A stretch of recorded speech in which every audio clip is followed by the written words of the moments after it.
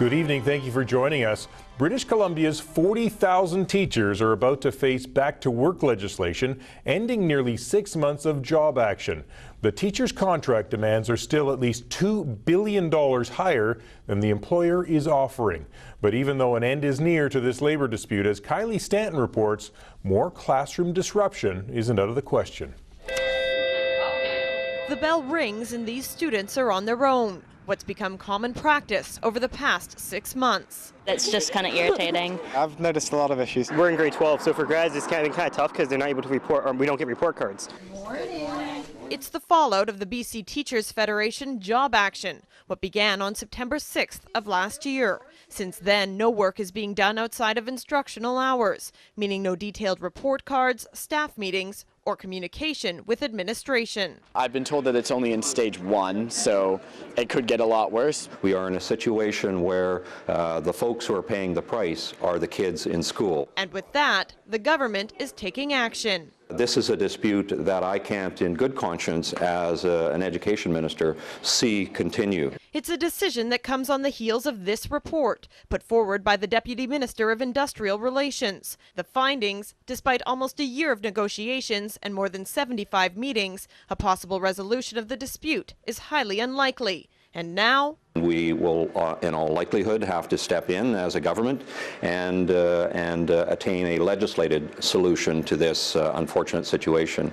At issue is the BCTF's demand for a 15% wage increase over the next 3 years, a hike not in line with the government's net zero mandate, something the opposition insists can be resolved another way. I would bring in a mediator, someone who can go in and crack some heads seriously, because obviously these parties are quite far apart. But I think that's a better way than using the heavy hand of the legislature. But the BCTF has its own plans. That day of action we have planned is a day where we're going to take the lunch hour, and we're going to present members across the province. Every single teacher will be given the information that has come out today. Part 2, Part 3. There are fears it could signal the beginning of more classroom disruption before things are settled, and it wouldn't be the first time. In October of 2005, teachers walked off the job for weeks, picketing outside while students were left to fend for themselves. Getting to that point again means one thing. Then it would detrimentally affect my education. And, that wouldn't be nice, would it? Rob Shaw of the Victoria Times Colonist joins us now with more on this story. Rob, when do you expect the government is going to bring in a legislated agreement?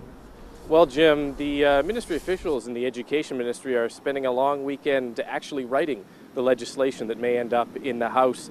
To get a sense of how long this might take, you can look back at 2005 when the Liberals legislated teachers back to work. And in that case, they brought in the legislation on a Monday. They allowed for a few comments, and then they pretty much jammed it through on a Friday during a special day of sitting in the legislature, and that took roughly 3 hours. There's no indication that they're going to follow the same schedule. In fact, Liberal House Leader Rich Coleman said today that he's going to allow for some time for the NDP to debate this, given that it's early in the session. Speaking of the opposition, we're not clear on their strategy on this, because if they don't support the legislation, they could in fact drag it down with numerous speakers and time that would be eaten up in the legislature, and it could go on for quite some time. Now, Rob, the teachers obviously aren't happy about this coming legislation. They're calling this bullying. Is it possible that they will disrupt classrooms before this legislation actually is finalized? Well, all we've heard from the teachers is a rather cryptic comment that they haven't ruled anything out, including what people are calling a wildcat illegal strike once or if the legislation comes in. They are planning, as Kylie mentioned, a day of action on Monday that's supposed to be limited to before and after school, with short kind of demonstrations from teachers between bell to bell, as they call it, during the school day. It should be business as usual for kids in the classrooms. Jim? Good enough. Thank you, Rob. Times Colonist reporter Rob Shaw reporting live from the legislature tonight. And that brings us to tonight's checkpoint question. Should the BC government legislate an end to the contract dispute with the teachers? I just think that they should. There shouldn't be a dispute. I think teachers got everything they need right now anyways, right? So what more do they want? If you give a government too much power, then everyone's lives will It'll become like China, everything tightly controlled. It's more important that the children get taught than that the teachers get whatever they want. I think everybody has a right to collective bargaining, and whatever the result of that collective bargaining, whether it's a strike or whatever, should carry on to the end. I think they should go back to work.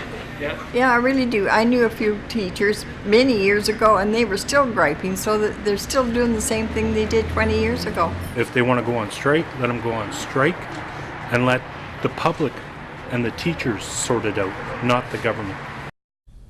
And here are some of your responses from social media. Brenda says teachers work very hard and deserve to have the right to negotiate a collective agreement without the government imposing a contract. Annette writes, I think it's criminal to pass legislation against teachers. These people are helping to shape our children who will be our society in the future.